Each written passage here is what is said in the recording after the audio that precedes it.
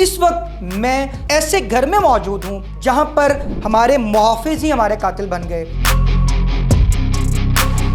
जवेद नामी एक शख्स को घर से निकालते हैं और मारते हुए उसको थाना निश्तर ले जाते हैं। तशद्दुद बर्दाश्त ना करने के बायस मौत वाक़ई हो जाती है।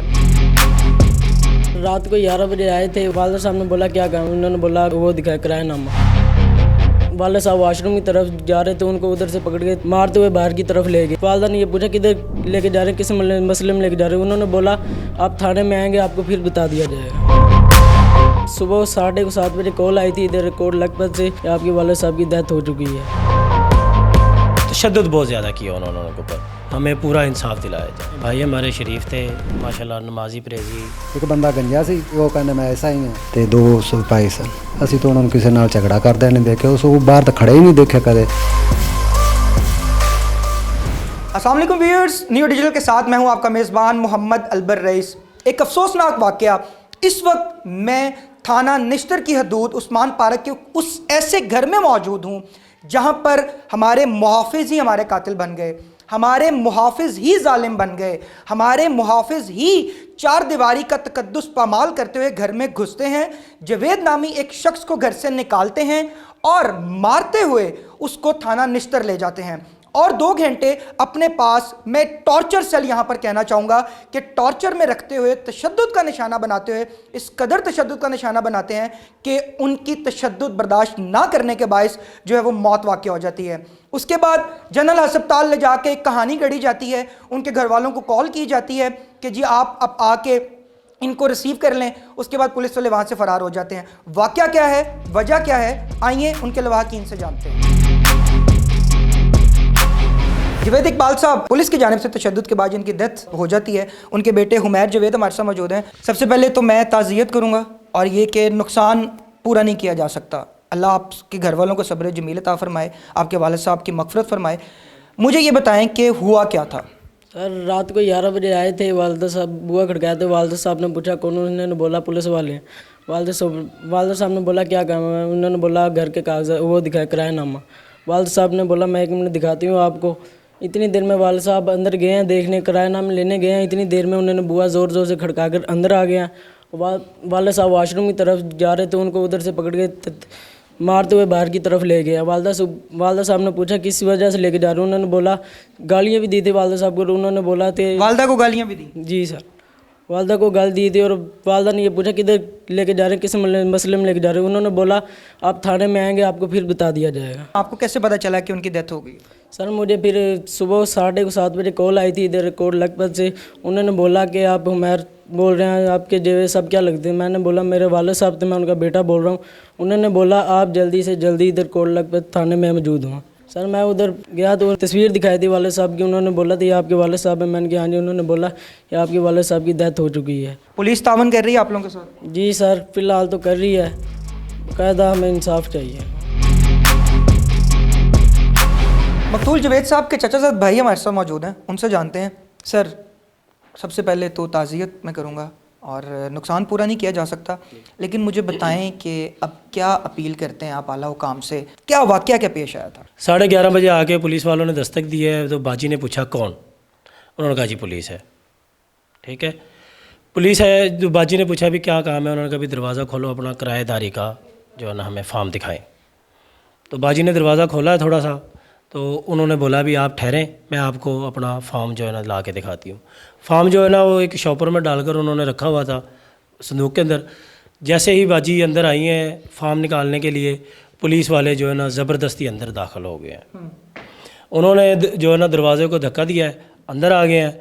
और हमारे भाई जो है ना बाजी की आवाज़ सुनकर जब भाई पूछने गई हैं कौन है, तो वो उठ के बाहर आए हैं। उन्होंने वाशरूम की तरफ जा रहे थे कि भाई मैं पेशाब करके जो है ना वापस आऊँगा, तो उन्होंने रास्ते में ही उनको रोक लिया पुलिस वालों ने। उनको मारना शुरू कर दिया है, पीटना शुरू कर दिया है। बाजी ने पूछा है भाई क्या मसला है, क्यों मार रहे हैं आप इनको। उन्होंने बोला भाई जब आप निश्तर थाने आएंगी जब आपको हम बता देंगे।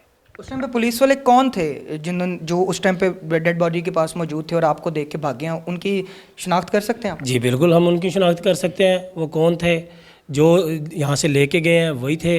उन्होंने पता नहीं क्या किया है, उनके साथ क्या नहीं किया, बहरहाल तशद्दुद बहुत ज़्यादा किया उन्होंने उनके ऊपर। क्या अपील करना चाहते हैं आप? मैं यही अपील करूँगा जी, हमें जो है ना इंसाफ चाहिए, जैसे भी हो। हम लड़ नहीं सकते किसी से, हम ना मुकदमा लड़ सकते हैं, ना हम कोई ऐसा कोई काम कर सकते हैं। गरीब बंदे हैं, अब मेहनत मजदूरी करते हैं, अपनी बच्चों का पेट पता नहीं कैसे पालते हैं। लेकिन मैं यही आला हुकाम से दरख्वास्त करूँगा कि हमारे साथ हमें पूरा इंसाफ दिलाया जाए। कितने पर्चे थे आज से पहले उनके ऊपर इस तरह के? कुछ चोरी, डकैती, लड़ाई झगड़े, फायरिंग, पतंगबाजी, कोई इस तरह की आवाज़ कसने, लड़कियां छेड़ने के कोई पर्चे थे उनके ऊपर? जी नहीं, बिल्कुल ऐसी कोई बात नहीं है। भाई हमारे शरीफ थे माशाल्लाह, नमाजी परहेजी, कोई ऐसा कोई मसला नहीं है। ना कभी कोई पर्चा, ना कोई लड़ाई, ना कोई झगड़ा, कोई ऐसी चीज़ नहीं। बहुत शुक्रिया जी। आपने इनके चचाजाद भाई की गुफ्तगू सुनी है और इनका यही कहना है कि आज से पहले कोई पर्चा नहीं था उनके चचाजाद भाई के ऊपर, जिनको पुलिस तशद्दुद के बाद उनकी डेथ होती है।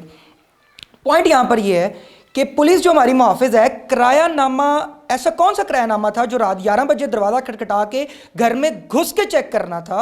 मेरी दरख्वास्त जो है वो आईजी पंजाब साहब से पर्सनली है कि पुलिस के अंदर जो ऐसी काली भेड़ें हैं सर, उनका ताकुब करें, उन्हें पकड़ें, और चार दीवारी का तकद्दुस पामाल करने की इजाज़त किसी को भी नहीं है।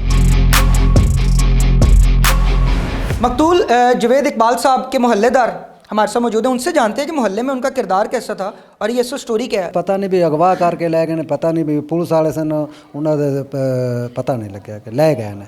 एक बंदा गंजा सी, ऐसा ही वो कहते मैं ऐसा ही हाँ, तो 2 सिपाही सन।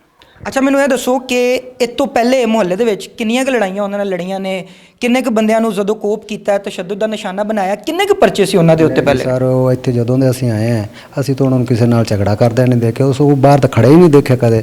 ਉਹ ਅੰਦਰ ਸਿੱਧੇ ਬੈਠੇ ਹੁੰਦੇ ਨੇ ਜਾਂ ਇੱਥੇ ਮੇਰੇ ਕੋਲ ਬੈਠ ਜਾਂਦੇ ਨੇ ਬਾਹਰ। ਕੋਈ ਐਸਾ ਮਸਲਾ ਹੀ ਨਹੀਂ ਹੁੰਦਾ। यानी ना अज तक कोई वाकया ऐसा होया है, ना कोई? नहीं ਅਸੀਂ ਇੱਥੇ 4 साल तो रह रहे हैं, इकट्ठे रह रहे हैं, कोई मसला ही नहीं। ये आपने इनकी गुफ्तगू सुनी है जी, पहली बार में ही बिना किसी दरख्वास्त के पुलिस वाले घर के अंदर घुसते हैं और बंदे को उठा के ले जाते हैं, कोई पूछने वाला ही नहीं है। दरख्वास्त का भी एक तरीकाकार है कि आप मुद्दई की तरफ से जो दरख्वास्त दी जाती है आप बुलाएं, बंदे को बुला के बात सुने, उसके बाद FIR की तरफ जाएं। ये बिना किसी दरख्वास्त के अंदर आते हैं, घसीटते हुए मारते हुए बाहर ले जाते हैं, और उसके बाद एक बयान और ही दे सकना मैं। सर खुल के बोलो तुसी। सर इस तो पहले मेरे वाक़या भी साथ ये होया है कि मैनू रात के तकरीबन कोई 10 साढ़े 10 का टाइम सी, पिछलियां सर्दियां ਇਹੋ ਹੀ दिन सन, तो मैंने चुकते लै गए ने 4 पुलिस वाले। उन्हें कहा जनाब असीं तलाशी लैनी है जी, तुहाडे घर शिकायत हुई है। उन्हें जनाब किलो का चरस फड़िया मंजे के थल्लों, उन्हें आख्या जी तू तो चरस वाला बंदा, चरस बेचना। असीं आख्या जी ਇਹੋ ਜਿਹੀਆਂ चरसां बेचने तो महल्ले तो सानूं पता लग जाए। वो जी असीं शोर शराब पाया तो बाहर लै गए। मैनू आख्या इत्थे साहब खड़ा है। जो उत्थे बाहर निकला तो उन्हें आख्या जी मेन ते साहब खड़ा है। जो मेन ते गया तो उन्हें आख्या जी चुंगी ते खड़ा है। चुंगी ते लै गए ने। उत्थे इन्हें मैनू बड़ा बनाया, उत्थे इन्हें 3 घंटे तक मैनू कुट्टिया। कुट्टन तो बाद इन्हें मैनू छड्डिया। इन्हें मैनू बड़ा कुचारा लै के किसी का नंबर दे कोई बंदा टकरा दे। मैं आख्या ना किसी का नंबर है, मोबाइल घर छड़ गया। मैं मोबाइल भी घर छड़ गया, बटुआ भी घर छड़ गया, कोई शै मेरे को नहीं। उन्हें आख्या कोई बंदा पाक, मैं आख्या मेरा बंदा भी इत्थे कोई नहीं पाक, लिहाजा कि मैंने बात ना छड्डिया। बहुत शुक्रिया जी।